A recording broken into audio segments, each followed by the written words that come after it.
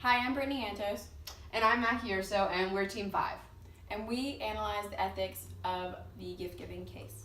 So we analyzed the gift-giving case, and in this case, we had a manager, Tom, who was overseeing a new chemical processing unit, and he was responsible for creating a safe, operable, and maintainable environment. And in his previous experience, he observed a new type of valve that would be safer and more beneficial for the company. So he talked to the project designer And following this, the project designer placed a large order for this new type of valve. After the sale had been made, a salesman of the new type of valves, Jim, approached the manager, Tom, and offered him a very expensive fishing trip to South America. Some important facts about the case is that the valves that Tom chose were cheaper and safer because the flow could be shut off more quickly. Also, it's important to note that Jim and Tom did not know each other prior to the sale. So the question at hand is, should Tom accept the trip or would it be unethical? The National Society of Professional Engineers, in their Code of Ethics, specifies rules of practice under which engineers must conduct themselves. One of these rules states that engineers should act as faithful agents to their employer. In one sense, Tom was doing this, as the new valves that he suggested be used in the chemical process unit were not only cheaper for the company, but they also provided better safety features in the case of an emergency. So in this sense, that was a better decision for his employer, and he was acting as a faithful agent. However, the rule also specifies that engineers should not accept compensation, whether it be financial or otherwise, from more than one party for work they completed on the same project.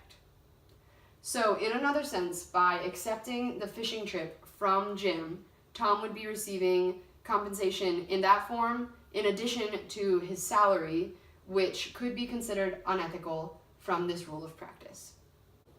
The National Society of Professional Engineers Code of Ethics also specifies professional obligations which engineers must conduct themselves under. One of those obligations states that engineers must not be influenced by conflicts of interest. In scenario case X, it is assumed that Tom and Jim have no contact prior to the sale. For this reason, it could be said that there was no conflict of interest in Tom's decision. However, if Tom were to accept the generous fishing trip, it could potentially influence future sales between him and Jim. In addition, if others hear about the amenities that Tom received after working with Jim's company, it could influence who they choose to buy from.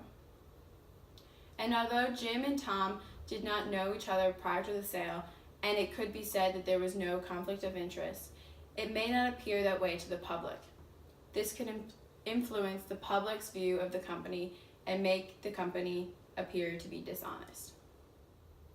It was decided by our team that Tom should not accept the generous fishing trip that Jim has offered him.